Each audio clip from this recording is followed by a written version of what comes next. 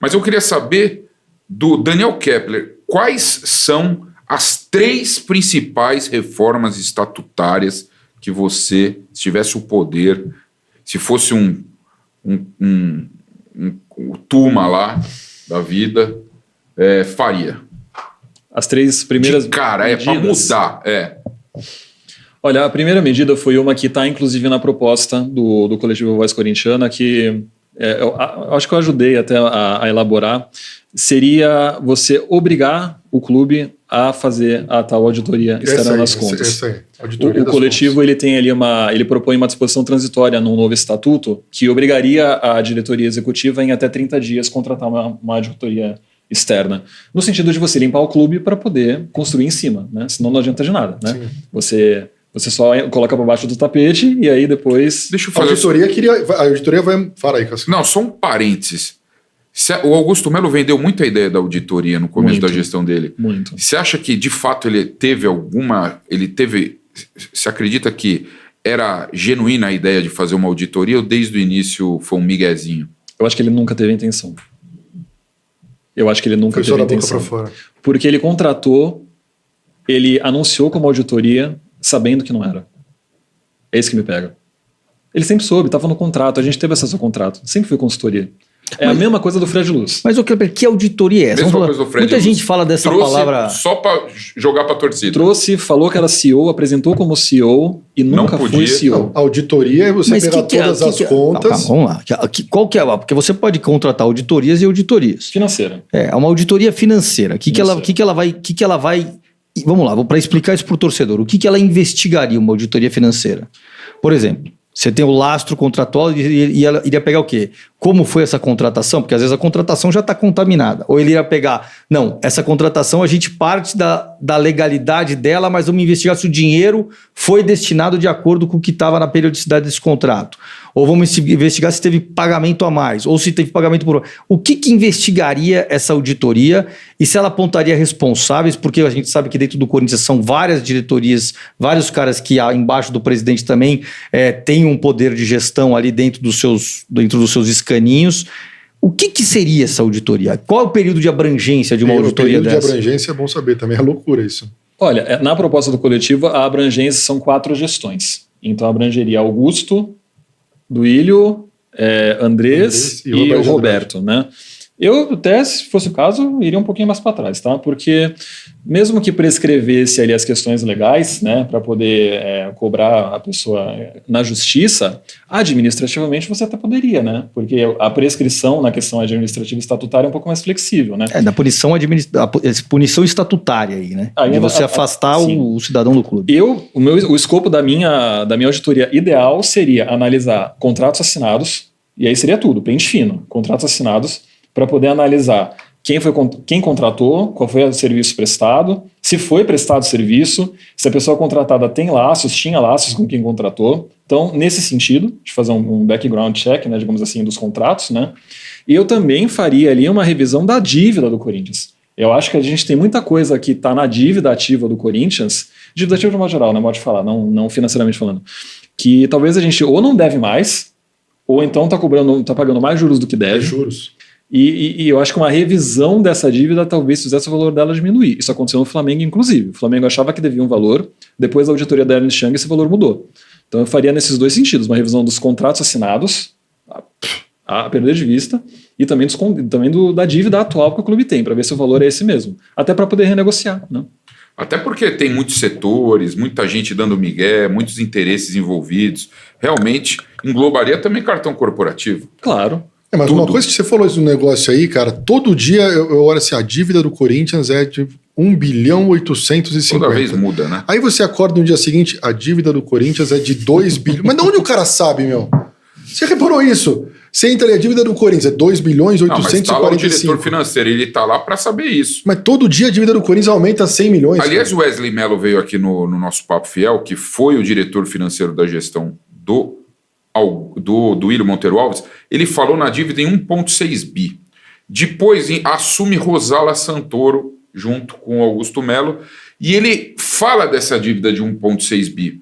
no comecinho da gestão, mas ele voltou aqui depois, numa segunda passagem, o Rosala Santoro, e ele falou que ele tinha se equivocado, que a dívida era muito maior, que passaria os 2 bilhões de reais. Então tem muita coisa mascarada, e é o que você falou. Então são as 3 mudanças estatutárias. Você fala, primeiro, uma auditoria verdadeira, né, sem interesses e jogadas. Que mais? A profissionalização da estrutura do clube, no caso, a exigência de que os cargos eles fossem ocupados por pessoas que têm experiência na área e que fossem remunerados para isso. Remunerados. Mas clube, numa maneira geral, clube social... Todo mundo. Todo mundo. Todo mundo tem que ser remunerado. O diretor da piscina tem salário. Tem que ter salário. Você tem que ter salário para poder exigir dedicação total. E para você ser cobrado por isso. Porque se você não recebe salário, você pode dizer que está ali por favor. Mas Kepler, o diretor da sauna precisa de salário? Se você tem o diretor da sauna, você tem que receber alguma coisa. Não precisa ser um diretor, não vai ser diretor, óbvio, né? Superintendente, um gerente, tu tem que ganhar lá, os seus 2, 3, 4 mil reais para você ser cobrado por isso. Porque senão vira favor. Senão vira um trabalho voluntário. E trabalho voluntário a gente sabe como é. Se você não é muito apaixonado pelo que você faz, se você não faz porque você gosta muito, você vai fazer de qualquer jeito. Não tô ganhando mesmo. Sim. Então, em troca de um estacionamento, né? Às vezes tem isso, né? Em troca de um estacionamento grátis. Tem que ganhar. Tem 2 pontos da dívida aqui que estão falando. Uma é que tem gente que contabiliza o ativo, que tem a receber, né? Então cai a dívida porque tem a receber tanto. E o outro ponto é o estádio, que tem gente que contabiliza. O Rosala não contabilizava o estádio. Tem gente que contabiliza a dívida do estádio e não. A real é tudo, né? Sim, é tudo. Teve aquela Por mais que sejam CNPJs distintos, né? São distintos. Teve até aquela polêmica na época da rejeição das contas, né? Porque teve gente dizendo que a dívida tinha aumentado 829 milhões de reais, que o Core tinha falado isso, e não era nada disso, né? O Core tinha apontado que o passivo aumentou 829 milhões no ano passado, mas o passivo inclui, por exemplo, patrimônio, inclui algumas coisas. Não é que inclui exatamente patrimônio, mas é difícil explicar em termos simples. Mas inclui outras coisas ali que não são dívida, né? Nem todo passivo é dívida, tem essa questão. E a terceira coisa seria uma revisão dos órgãos internos. Eu mudaria a composição de alguns órgãos e diminuiria o Conselho Deliberativo. E mudaria o formato de voto do Conselho Deliberativo. Eu acabaria com as chapinhas.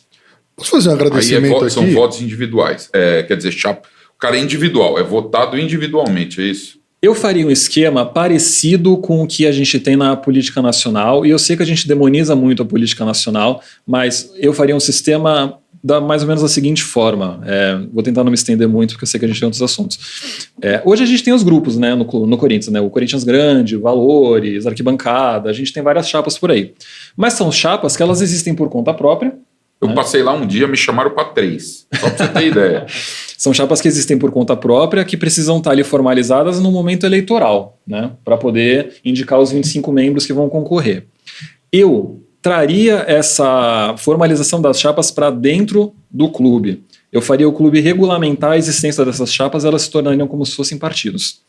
E a partir daí, eu colocaria voto individual nos conselhos, mas para você ser candidato, você tem que estar filiado a um desses grupos. E as pessoas que são filiadas aos grupos teria que ser público. Teria que ter uma lista pública no site do Corinthians com o nome de todo associado e o grupo que ele é filiado. E aí, as chapas elas elegeriam membros para o conselho proporcionalmente ao número de votos que ela teve na eleição. Então, se, por exemplo, a 82 recebeu ali 30% dos votos com os seus candidatos, ela vai eleger 30% das vagas no conselho. Isso traria mais diversidade para o conselho, porque não tem mais 8 chapas eleitas. Mas, Kepler, isso é muito inteligente para os caras do Corinthians. Isso é uma visão muito inteligente. Realmente tem uma meia dúzia lá de pessoas inteligentes lá dentro. Mas aí você vai criar um centrão no Corinthians. É ignorante. A gente já tem um centrão no Corinthians. Vai eternizar o centrão no Corinthians numa desta. Porque assim, por que você é contra essa candidatura independente do associado ao conselho se ele cumprir alguns requisitos, sem estar afiliado a uma chapa? É que sabe qual é a questão? Pelo menos eu penso dessa forma. Eu penso de uma forma muito pragmática que o voto individual não acaba com as chapas. Eu acho que é uma ilusão isso, sabe? O que pode acontecer, no máximo, você desideologizar um pouco o debate. Então você deixaria ali o conselheiro um pouco mais livre para poder mudar de opinião quando ele quiser. Mas os grupos de interesse vão continuar existindo. Não vão deixar de acabar. Não vão deixar de acontecer. As pessoas elas vão continuar se unindo dentro do conselho para poder defender os interesses dela. Então, independente, acabou a chapinha hoje, não tem mais chapa, não tem mais 82, não tem mais ninguém. Todo mundo responde por si. Porra, eu vou juntar com os meus para poder chegar na diretoria e falar, olha, eu tenho aqui 30 comigo. Se você não me der 3 diretorias, a gente não vota com você. Isso vai continuar existindo. As chapas não vão acabar com o voto individual. Então eu acredito que seja melhor regulamentar e formalizar e deixar as claras. Ó, esse cara aqui tá no site, esse cara é desse grupo tal. Então ele está defendendo isso porque o grupo dele defende. É uma forma pelo menos mais limpa, mais transparente de você mostrar os interesses de cada um. Pensa. Fazer um agradecimento aqui, Cascão, de algo que eu nem sabia que tinha no YouTube, eu descobri agora, que é o tal do XP. Até porque você é tiozão, né, velho? Então eu quero agradecer ao top 5 da rapaziada que acompanha a gente do XP.